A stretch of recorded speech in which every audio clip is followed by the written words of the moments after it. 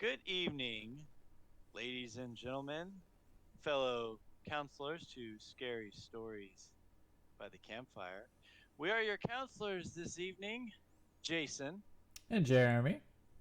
and we are going to be talking about a masterpiece of a movie this evening. We are talking about Jason Goes to Hell, the final Friday. I believe that's what the entire title said, right?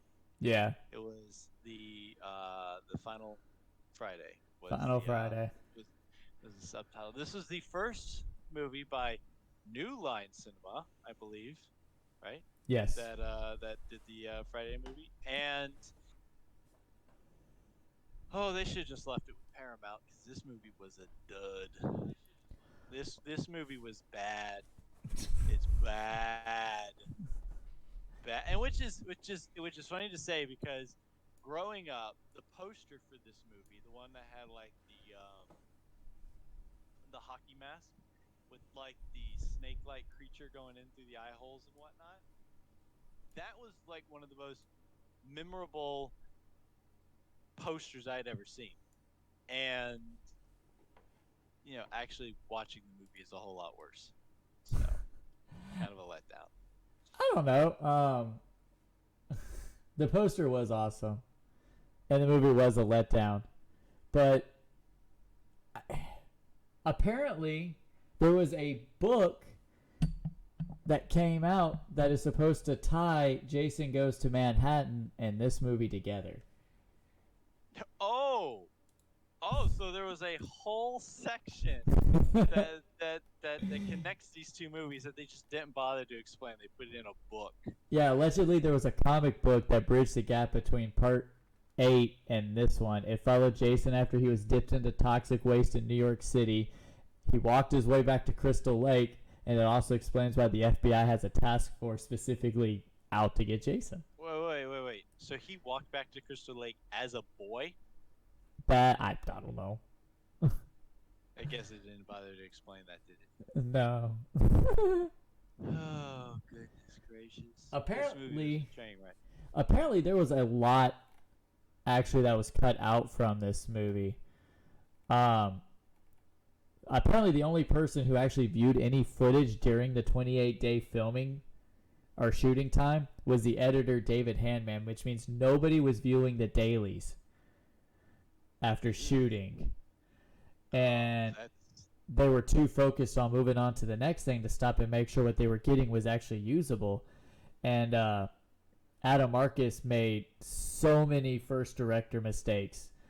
He originally had an 8-minute sequence of nonstop slow motion, which is supposed to be the Diner Massacre. It's actually supposed to be like 8 minutes of nonstop slow motion. And then oh. apparently there were various conversation scenes that dragged on so long that not even the Mystery Science Theater 3000 could make them funny. Which is insane to think about if you've actually seen that movie. Or any of the Mystery Science Theater 3000. And then as much as 43 minutes of the final film came from reshoots and repurposed footage. So much of it was just dropped out. Um, there's supposed to be like uh, the scene where Creighton Duke handcuffs himself to Jason, um, saying, God, what did he say? Uh, son of a bitch, you remember me? Apparently, that is a thing that happened earlier in the movie that got taken out, where him, Creighton Duke, and his sister are on a boat on Crystal Lake, and Jason comes out of the water and takes her and kills her. And Hmm. he's like seeking revenge. Yeah, that would make his story a little bit more tangible, I guess. As that's the thing with this movie is I wanna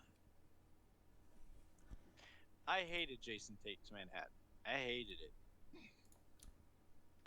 And this movie I was hoping would be better, but actually This movie to me is actually worse than Jason Takes Manhattan because at least in Jason Takes Manhattan, you have a Jason. In this one, you kind of had Jason in the beginning, then he got blown up, and then he possesses a coroner who goes out and kills a bunch of people, and then he possesses a police officer, and then possesses the final girl's boyfriend or whatever, and uh, then he comes back. Then he's a little slug person thing, and then he gets reborn into like Jason again, and not even like new Jason. He's like Jason from like the beginning of the movie. It's like you just brought the same one. Um, and yeah, so he's in the movie for like what 20 minutes tops, if that. Yeah, something I like mean, that. Hey, Clayton, hope you're doing well. Welcome back to the campfire. Um, so let's talk about the characters real quick because we kind of hit the story a little bit. I liked the characters in this movie than I have in a lot of the past ones. I'm just saying that. the characters in this one. That's the upside to this movie is that the characters in this movie are better than the characters in the last. I mean, Steve is a pretty good main guy right there. Which Um, had just let's talk about Steve for a second. He had a great character arc. Like he started out as this character that you thought would be nothing, and then he turns into like this dude who's out there beating Jason with a shovel yeah, and going and toe to toe with him. the thing I really didn't like about this movie, besides the fact that it didn't have much Jason in it, is the story because the story makes no sense. The story follows no former or prior Friday the 13th rules because technically the rules were Jason drowned in the lake and his mother was out there killing the counselors as revenge. But I guess when they came out with the sequel, it was he didn't actually drown in the lake. He was just hiding in the woods. And then he grew up into Jason, and after he saw, his mom murdered when he was a kid, he became this killer who didn't want people, I guess, around the lake. I guess he just had a hatred for people around the lake. And that's what he Premarital sex killed. and smoking weed. And he killed people until he died in part 4. He was dead. Dead. Not coming back. And so in part 5, they used a decoy, a replacement. They kind of hyping it up again, but apparently that didn't do well. So they kind of brought in the supernatural elements where he was electrocuted and brought back to life, Frankenstein style, and proceeded to become like zombie Jason. You couldn't stop him. You could. Well, I mean, technically you could stop him, but you could never really kill him. So they dropped him in the lake, and he just, I guess, died down there. Maybe. Then he was I just reawoken. drowned. Yeah, then he was kind of reawoken from um, what's her name from part 7? Oh, Carrie. That's not Yeah, her name, but the yeah. Terry character. That's not her name, but yeah. But she kind of woke him up with the psychic powers, rampaged around, and then he was put back in the lake again. And then in part 8, they electrocute him again with a boat hitting a cable Yep. and electrocuting him, waking him back up. He goes on a rampage again. And then at the end of that movie, he's turned to a kid by the toxic sewer stuff that flushes out every night at midnight in New York. And he was Don't be in turned the into a little sewers at kid, midnight. yeah, and then he turns into a little kid, and then this movie, he's back to being like old, worn out looking Jason. And first of all, just between that movie and this movie, you're going, what even happened? And you said there was a comic that explains it, kinda.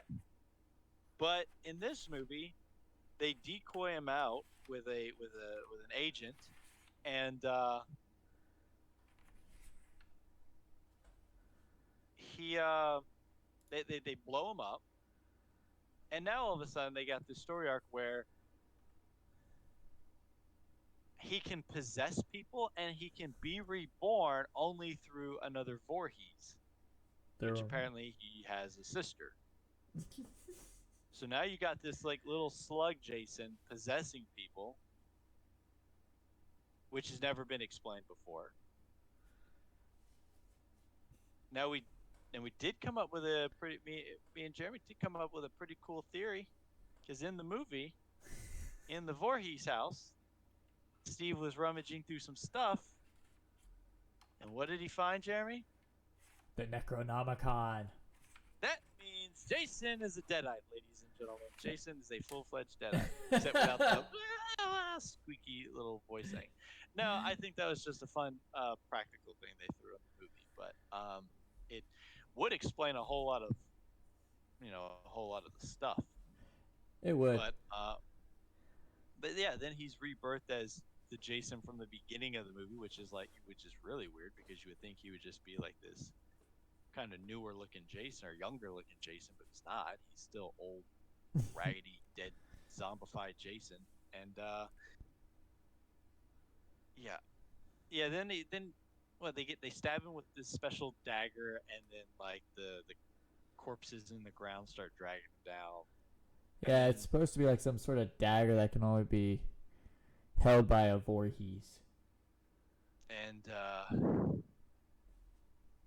then we get that iconic shot right at the end of the movie where Freddy's hand comes out of the ground, grabs the mask, Jason's mask, and drags it into the dirt. And that is supposed to be the setup for what they were hoping would be a Nightmare on Elm Street and Friday the 13th crossover, which we would get in Freddy vs. Jason, but that was actually taking too long to get out. They were hoping that would be their next movie, and I guess it got stuck in what they called development hell, and they just couldn't get writers or directors or something. They just couldn't get the movie to progress. So instead, to keep the audience interested, they created what we're going to be watching next next Monday, Jason X, which is Jason in space. And they only did that movie just so that they could keep the interest alive until they got the Freddy versus Jason movie out. And eventually, they did get it out, and but I think we kind of got off on a tangent. well, yeah, but I mean, this is probably the lowest point in the movie, or in the movie series, I should say. But like I said, the characters, you had cool characters. Steve was pretty cool. I didn't have a problem with, what's her name? The final girl who had the baby. She had the baby. I can't remember her name. Oh, Jessica Kimball. Yeah, Jessica. And I mean, the characters, in the grand scheme of things, they kind of reminded me of the characters from Part 6. Well, they had a little bit of characters from, because the diner people, the diner. Oh, it's and the Joey B and Shelby. Yeah, they were. She was awful.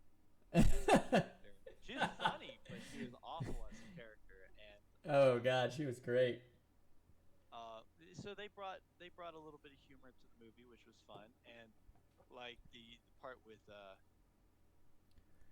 Steve and his, I don't know if it was his buddy, his cop buddy there, Randy. but yeah, they're like pulling guns on each other and stuff. Yeah, I mean, like I said, I thought all the characters were great. I mean, you had Richard Grant play the coroner at the beginning, who he's been in quite a few things. He played the first dude who got possessed. Stephen Williams as Creighton Duke was great, especially that scene in the jail where he's trying to get trying to give Steve information, and he's like, "You got to pay the price." He got like this smirk on his face, so Steve sticks his hand through the bar, and he's sitting there like rubbing on his hand, and he's just like, breaks one of his fingers. Gives him the information. The dude asks another question. He's like, "Well, man, I just can't give you information for free." Got like this smirk on himself the entire time he's doing it. And then he sticks his hand back in and he's like, "Yeah, break." Yeah, he was a bit of an oddball character. I think his story arc would have been a whole lot better if they had included some of those deleted scenes in the beginning. But yeah, it didn't make a whole lot of sense with his character. But nah. But, at the end of the day, like, um, I think the characters were the only reason that this movie kept me interested the entire time. Even though the plot was bad, the story was bad, everything was bad, the characters were the reasons why. Yeah, and it looked like a lot of the deaths in this movie were also cut by the MPAA, I would think, because they didn't have anything real gory or gruesome. The Probably the most gruesome death in the entire thing was when the Jason slug transferred from the cop to the boyfriend character, and the cup just started to deteriorate and melt Cronenberg style, Yeah. and that was about the grossest thing because his like face is stuck to the ground. He like lifts his head and his jaw falls off. Um, That and the diner kid, when he came out, like, he broke his arm, and you could see where the bone in his arm broke and just broke out completely in half. You know where I'm talking about? yeah, yeah, He just like broke that arm completely out, so he blew all the bones out of his arm. yeah. So those are probably the two most graphic things. I mean, everything else was done either off screen or was so quick Or you didn't have dark, to see anything. Yeah, or it was real dark. because like So Shelby, when he put his head in the fryer, when he pulled him out of the fryer, it was so dark you couldn't see anything. yeah, and I think that's the downside of this movie is that the story didn't make any sort of sense. They didn't really reference anything from any of the other movies. Um, the deaths were just kind of there. Don't really care. So, And yeah, so so I don't know if this would make it any better. oh boy. But the original concept for this movie was Jason goes to LA, in which two rival gangs would be fighting, and Jason would show up and start murdering both, and then the rival gangs would band together to defeat Jason. Oh man, I want to see that one. I want to see that one. Jason in the hood. That one sounds kind of interesting, but once again, why would he be in LA? I don't know, but Jason in the hood. That's the thing that doesn't make sense to me, because Camp Crystal Lake fictionally is in New Jersey. Yes. New Jersey sits on the border of New York. I mean, it's right across the river. You got a portion of Jersey and New York right there across the river. So it would make sense that Jason would end up in Manhattan. Probably. It's not like likely. I couldn't really feasibly see it working, but it would happen. But him getting all the way to LA, would he get stuck in an airplane or something? That just doesn't make any sense. They have an airport in Crystal Lake. You just kind of snuck on board an airplane, flew out to LA. And and then the other thing is that the reason why it's called Jason Goes to Hell the Final Friday instead of Friday the 13th is because New Line Cinema didn't have rights to the name Friday the 13th. Yeah, They had I rights did to notice Jason, that. but not. Yeah, Like, Yeah, I did notice that, and that's why I keep bringing it up whenever we watch. When you buy like a movie collection set, you're buying the Friday the 13th movie collection. You're only getting 1 through 8, and I'm always like, well, there's other movies, right? But now it makes sense because, and that's what I had originally thought was because they changed the name. They took off the Friday the 13th part. I personally didn't realize that it was because it changed studios. I didn't realize they went from what is it, Paramount New Line to New Cinema. Line. Yeah. I didn't realize they actually had a change there. So I just thought that maybe they just dropped the Friday the 13th thing. So when you're buying a Friday the 13th box set, it's 1 through 8 because those are the ones that actually say Friday the 13th. I didn't realize it was an entire, studio change, which actually makes a whole lot of sense. Well, apparently Stephen Williams would only play the bounty hunter Creighton Duke if he could dress as a cowboy. That was his idea. Nice. I'm gonna do this Friday the 13th movie. I'm gonna fight Jason. But I want to be a cowboy. It's set in present day, right? I'm still gonna be a cowboy. Okay.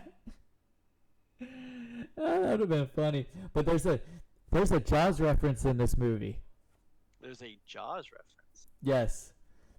So when Creighton Duke is being interviewed and he demands 500,000 for the capture of Jason, he says, "For that you get the mask, the machete, the whole damn thing."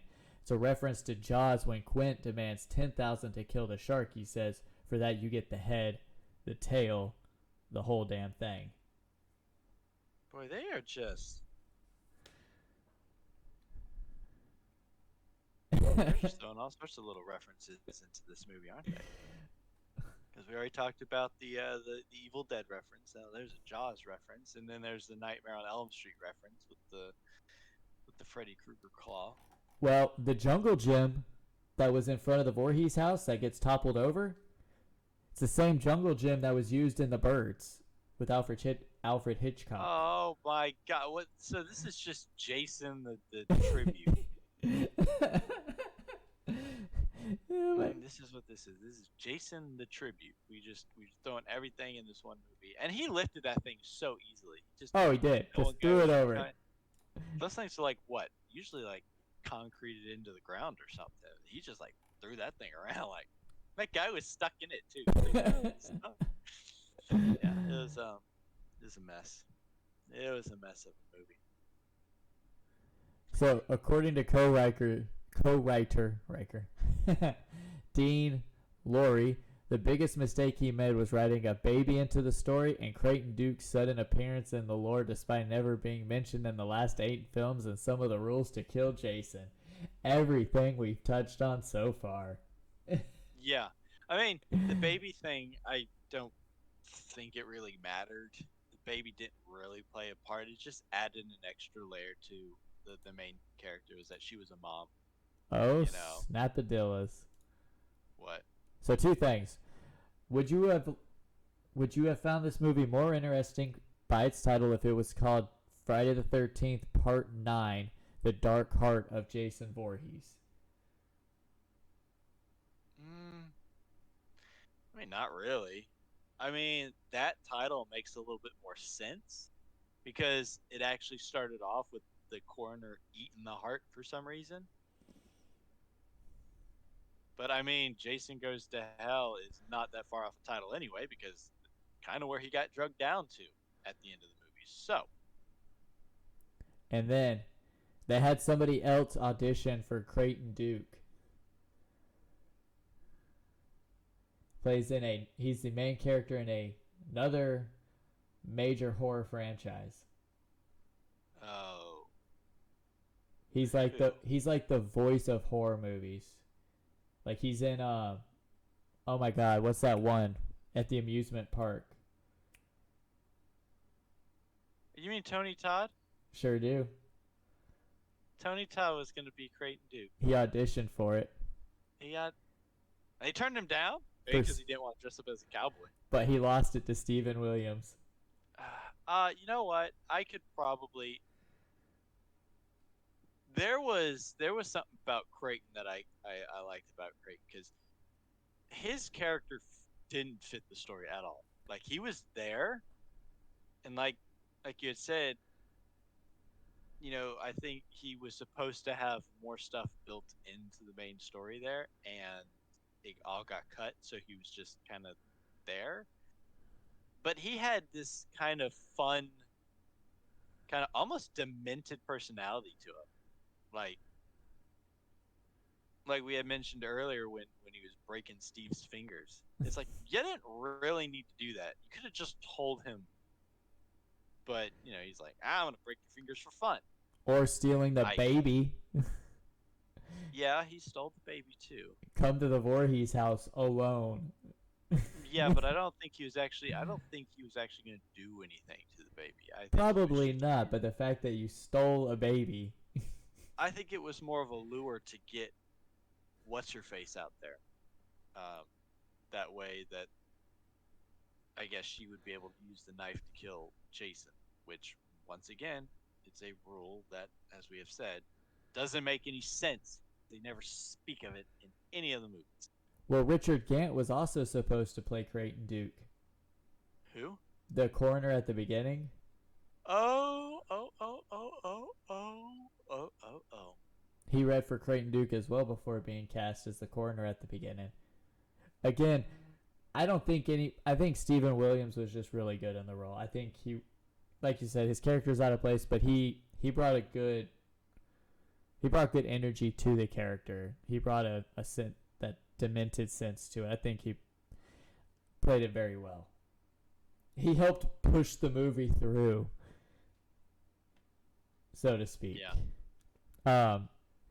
And according to Rusty Schwimmer, who played Shelby, the dialogue between Rusty Schwimmer plays Joey. Her and Shelby, all of it's just improvised. They just let him go. They just rolled the camera and said, have at it. Makes sense. A lot of their stuff does seem kind of way out there that it wouldn't have been written. Especially when Robert or Steven comes in after being possessed by Jason. Right before Steven and when Steven and Jessica show up to the diner to get the baby, and she pulls out that gun and has him at gunpoint, like right in front of everybody. Yeah. And there's like nobody in there, but they're doing their 2-for-1 special for the Jason's Dead Burger. Oh, God, those burgers. And the hamburger patties were made out of to look like little hockey masks. How are you gonna have a cell? That's like, oh, I'm trying to think of like I can't think of anything off the top of my head, but I'm thinking like, if your town has like a serial killer who's been, butchering 50, 60 people, it's the worst massacre in the world, or in your state or whatever, and then all of a sudden, the cops shoot him and kill him, and then all of a sudden your local McDonald's is like, hey, the serial killer's dead. Let's have a special on him. It does. And I kind of find it's kind of funny in a sense, but it's just, I guess it fits their characters. They're just kind of, at least she was a very kind of mean character. So, this movie was 80 minutes. Yeah, it was a short movie. Very short movie. It was supposed to be 90 minutes. 10 minutes of Creighton Duke getting eliminated. How about that? Actually, no. You know what made it 80 minutes? So, Sean Cunningham believed that actors never took their cues fast enough, meaning it would take them just a couple of seconds too long to do something, whether it be go through a door, because they're too busy doing something. His passive-aggressive solution was not to communicate more clearly to the actors, but instead shoot at 22 frames per second instead of 24, thinking the increased speed would eliminate any slight hesitation. But it put the audio out of whack, so he fixed it with a harmonizer. He used the same techniques on this movie. he filmed it at a faster rate, causing it to drop 10 minutes. Okay. And then had to fix audio with a harmonizer because it threw the audio out of whack. So he just filmed it faster. Mm-hmm. Oh, well, all I can say is that when we were watching the movie on Monday, and we were rolling on through, and I was like, oh my God. Jeremy, go ahead and highlight and see how long we got. We only had like, I think when it popped up, it was like 30 minutes left. I'm like, wow, we Yep. actually kind of flew through that. But now that you say it's only 80 minutes, yeah, that makes a lot of sense because It was a very not a short whole lot. movie. It is a very short movie, but it didn't have any real substance to it.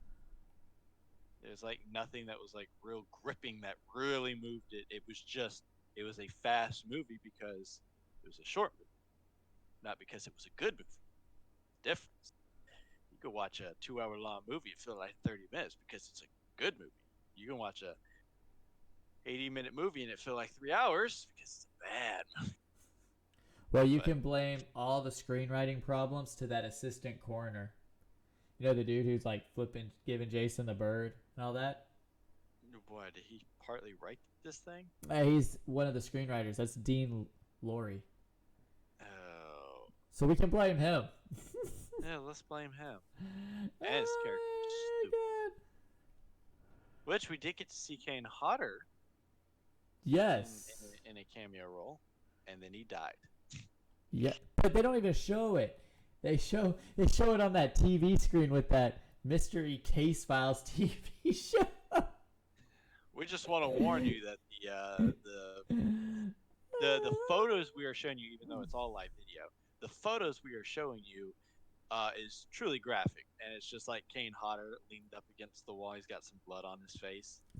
It's like, okay. First of all, you're not gonna really like want to put that stuff on live television. You're not gonna go on live television and show a bunch of dead bodies. It just doesn't happen. I mean, they show you. They'll warn you. They'll be like, the stuff you're gonna see is graphic in nature, and it's police chases and stuff like that. But you never actually on live television just see dead bodies, especially like zoom ins like that. They're like, and this guy's dead, and they zoom in like on his face. Never gonna get that. It's never gonna happen. No, but there is another horror movie reference, that ties into two of the ones already. The character Robert Campbell is named after Robert Englund and Bruce Campbell. There we go again. There's those references all over again. Oh man, the director was only 23 years old. 23. 23. The youngest director to direct a Friday the 13th movie. But he ultimately made what is considered the worst film in the series. Well, he was young. This was his first one. Hopefully he did better. Maybe you should check that IMDb and see if he directed anything after this. This might have been the end of his career. That's kind of weird. Oh, right. Let's see what he's directed, Jason.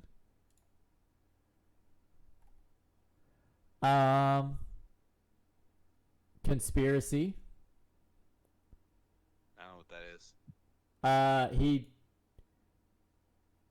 looks like he did the writing for. He wrote Texas Chainsaw 3D. Oh, he wrote that one? Yeah. The one that came out in 2013. Yeah, he wrote that one.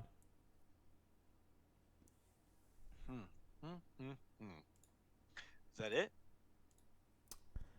He's got. He directed a movie called Secret Santa. Never heard of that one. And a movie called Let It Snow. Yeah, never heard that one. That's it. 6 movies. He probably didn't Ooh, God, I hope I ain't saying anything bad. He might have passed away before that. No, he's still alive. Oh, thank God. Yeah, his career just didn't pass past that. That would that would have been really sad. That would have been really bad of me. Be like, oh man, his work was so terrible. He didn't get work after that. He actually had like a heart attack and died. So, Jason, on a scale of 1 to 10, what do you Um, give Jason Going to Hell? what did I give Manhattan? A That was like a 4. three. Oh, okay, so good, good. This one's a three. This one's a Why? three. Why? Um, because none of it makes sense. The story doesn't connect to anything. They're making this stuff up as they go, it seems like. They're implementing new rules that have never existed. And the only thing that really gives it a positive is the characters. I enjoyed these characters quite a bit. Um, and probably the runtime. This being a short 80-minute film, and it being as bad as it is, um, 80 minutes is a sufficient time to kind of roll right through this. If it was any longer, this movie would be unbearable because there was just I don't know if I was ever sitting here just going, "Ooh, I can't wait for the next thing. What's going to happen?" I didn't care. I didn't care. That's the problem with this movie is that I it genuinely made me not care. Like I didn't care about anything in this movie. Cared about some of the characters, but having already know the turnout of the movie, it doesn't leave me with any sort of suspense or anything. It was just I didn't care. I give it a 3. I agree. And kind of like you, it's all characters. Um, I thought Stephen Culp as Robert Campbell did great. Um, both as Jason and not as Jason. Stephen, John D playing Stephen, that was just great. Him and Kit Marcus, who played Randy, just it looked like they were having fun playing those characters. Yeah, I mean, it looked like, you know, Looked like everybody was having a good time. yeah, Including Kane Hodder when you got to see him. So yeah. I think he even then, said something bad. that begs the next question. What do you rate the Jason in this movie? My answer Okay, is which one? there has to be a Jason in this movie to rate. Which Jason? You got Oh God, very big. I'm gonna give. No, this Jason gets a three along with this movie. That's the You know, I'm gonna give Kane Hodder a 3, but I do have one little kind of side question then. Who was your favorite possessed Jason in this movie?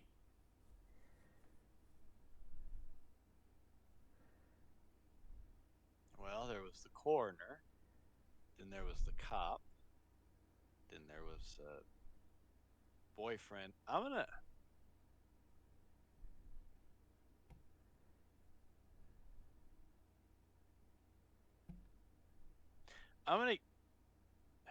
I'm gonna give it to the cop. I know the boyfriend did like a whole lot more. Like the coroner killed a couple people, yada yada yada. The cop really didn't do anything, and the boyfriend did like the last half of the movie. He was like the majority of it. But I'm gonna go with. Oh no, wait! You had the cop guy right there at the end. The other Randy or whatever his name was. Yes. Um, I'm just gonna go with the first cop because when he died, that was probably the best like death in the entire movie. Like the whole melting. I know it was probably after he was unpossessed, but yeah, I just like that death because it was like something we haven't seen in a Friday movie and something that we weren't going to get in the rest of this movie. So I mean, we did get a. He did pull a Michael Myers. we did what? He pulled a Michael Myers. They pushed him out the window. He fell. They go to look and he's Oh yeah, gone. yeah. They look out and he's gone again. Oh god, this movie references everything that's better than this movie. I'm gonna give it to the boyfriend. It was just fun to watch him do those weird walks. Um, he kind of looked like Johnny Depp a little bit. Yeah, yeah. He had a little bit of a swag going on. He, especially when he elbowed Joey, like knocked her face in. Yeah, pushed that whole like bottom jaw kind of into her face and gave her this kind of weird look. But it wasn't even gory. It was just, and she just kind of turned around and had like this puckered facing, and then the funniest deaths I think was those two cops that he like grabs and he headbutts together. oh my god. I don't know who was the makeup department in this, but that was bad because he grabbed two cops by the head, smacked their heads together, and the next scene when you see him, it's because he grabs them, smacks them together, then it cuts just for a brief second. When it comes back, they got like some blood on their face, but it's not done like in an impact way. It's almost like someone took a sand belter, like a sander to their face. It was just kind of like raw and kind of like you just cracked their skulls and their faces look like they're kind of just scratched. I don't buy it. Who did this? Who thought this was okay? I feel like this Jason was underused with Kane Hodder. I feel like it was just a waste of time for him. Yeah, yeah. This, like I said, this Jason. This is why I rate him so low. Is because not because it's Kane Hodder, because Kane Hodder, they just didn't give him anything, and he was only in the movie for like 15 minutes. He literally shows up, chases a girl around, gets blown up, and then pops out of the floor. He has a pretty cool fight scene towards the end where he's throwing the jungle gym and stuff like that, but then he just gets stabbed in the back and it's done. It's over. So then let's go to my favorite section, the Rotten Tomatoes. So, the tomato meter, Jason, are you ready? I am ready. 16%. Lower. Lower. So you think the tomato meter is too high? I think it may be like a 10. I know some of the biggest complaints were the worm on the front cover not even looking like the thing that's in the movie. Yeah. Actually, that thing looked like you know what it reminded me of? what the thing at the. It I would have preferred that thing on the cover. It reminded me of the ugly looking Freddy from Dream Master. Great, here we go again. Another reference.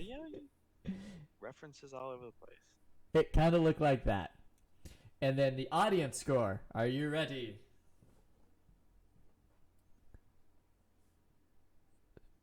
24.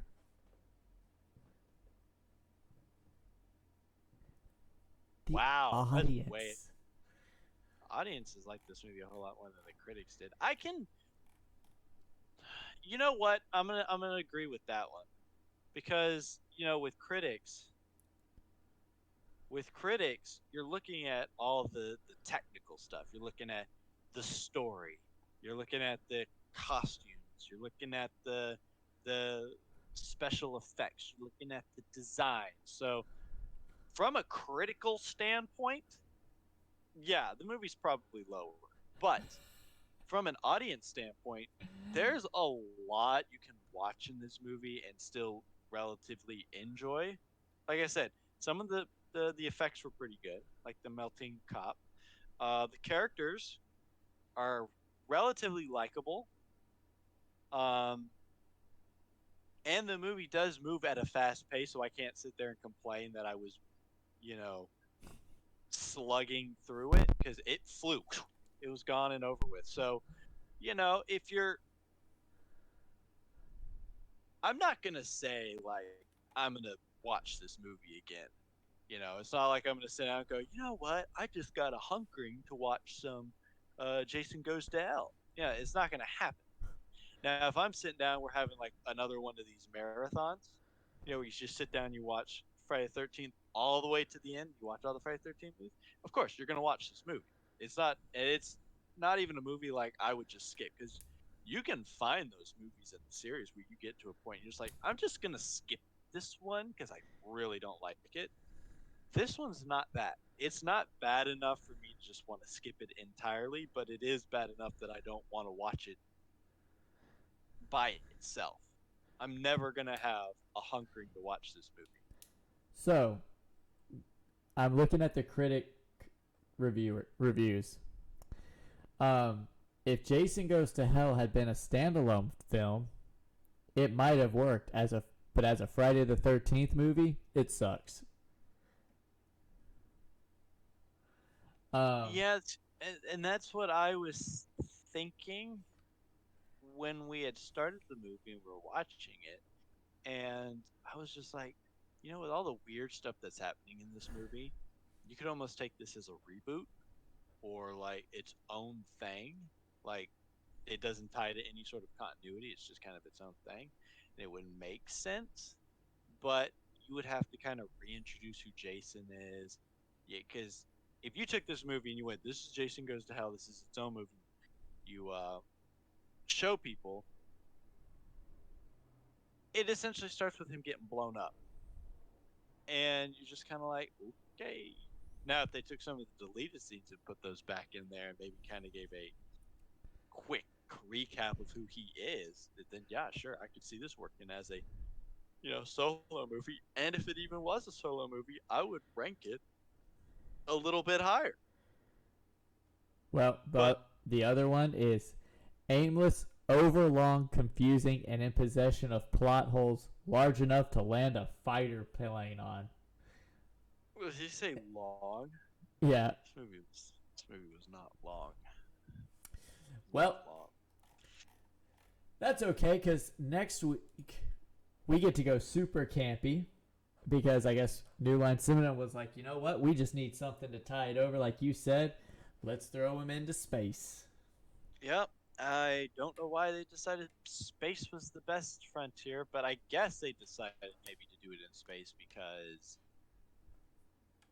like, like I said earlier, the Freddy glove pulling down the Jason mask was supposed to lead into the next movie, which was supposed to be Freddy versus Jason, or what would have been a Freddy versus Jason movie. But that got stuck in that development hell. So I guess they decided, the easiest way to do it is do it in space and set it, I don't know, 1,000 years in the future, or it doesn't mess with the timeline. So when we get into this movie, there's not going to be a whole lot of timeline. This could actually be kind of like a solo film. I mean, I think they reference the Crystal Lake stuff like that. But yeah, this one's pretty campy, but I think it's campy enough that you can enjoy it. It's like it's bad. I mean, it's not a good movie, but at least it knows it's a bad campy movie, and it plays with that. It plays with the aspect of being campy and silly. So, Yeah. Well, that's all the time we have. We will see y'all next week for Jason X. Don't forget, Movie Night Mondays. Every Jason Monday, we will be X. showing Jason X. Jason X in space. And that means we get Uber Jason. Uba Jason. It gets to Uba Jason. And it's the last Kane Hodder Jason. Oh no. Well, I'm not gonna complain that it's the last Kane Hodder Jason because, like I said, I liked him in the earlier ones. This movie we just watched was kind of garbage on his part, not because of him, but it just because they didn't give him anything. It's like, here, play Jason here, play Jason there, you're done. But this one you get all Jason, all of the time, so that's cool. I can't really complain about the Freddy versus Jay. He wasn't the Jason and Freddy versus Jason. No, No. that's played by That's the guy. That was the diner guy who Yep. got killed in Manhattan. Yeah, I don't really have anything to complain about that one. I think he plays a pretty solid Jason. And of course, when we get to the remake, the Mountain Man Jason, this I'm gonna tell you right now. Kane Hodder is the Jason. He's like the epitome Jason, right? yes. I'm gonna tell you something. The remake Jason scares me. He scares me. I mean, Kane Hodder, big intimidating man, but he don't move like remake Jason does. Remake Jason is a beast. Remake Pretty sure you put remake Jason is played by Derek Mears, just so you know. Derek Mears. The name sounds familiar, but I don't. He's an actor, stunts, and visual effects. I like it. He was in the Swamp Thing TV show. He was in the Swamp Thing TV show. Oh wait, the new one? Yeah, Like the 2019 one. Yeah, Oh man, I gotta go back and rewatch that. he plays Swamp Thing. Oh, well, I never really got that far. No, he mainly plays watched legitimately Swamp Thing.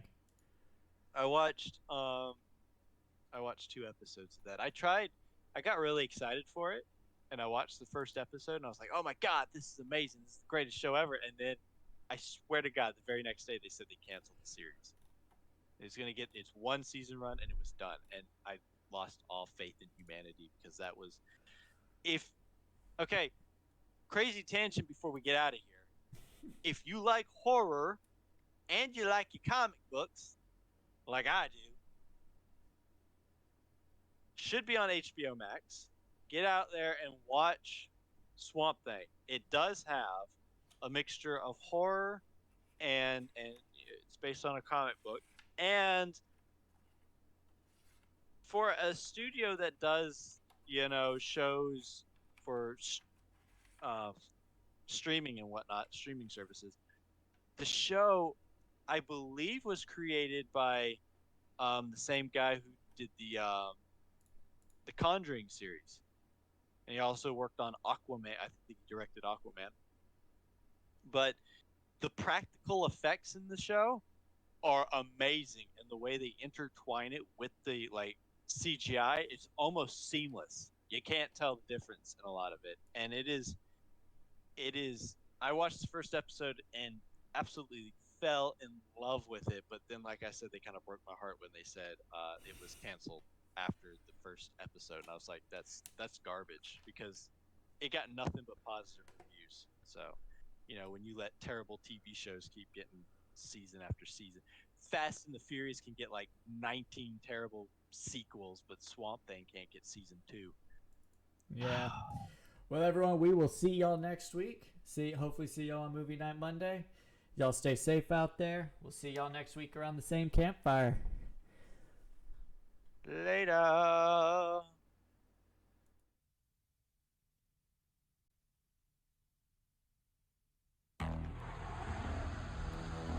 In the year 2455, on a routine training mission, a team of students is about to discover a life form frozen in time. Wow. They're on their way back. Prepare for docking and power up the lab. You brought him on board? Everything's under control, ma'am.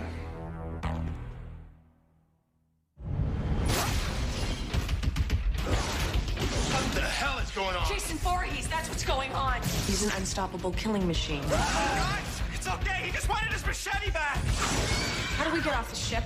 I don't know. Look, we're gonna be all right. What? Are you high? Uh-oh. He's here. You have got to get get them out of there. Hey, Slappy! I think we're finally okay. What the hell is that? You've got to be kidding me. Oh, wow. He's been modified. Oh, you think? You guys might want to run.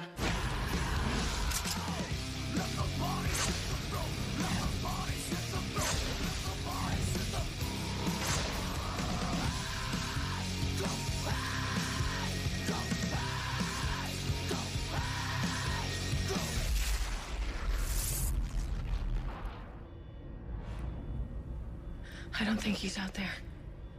Why don't you just stick your head out and have a peek?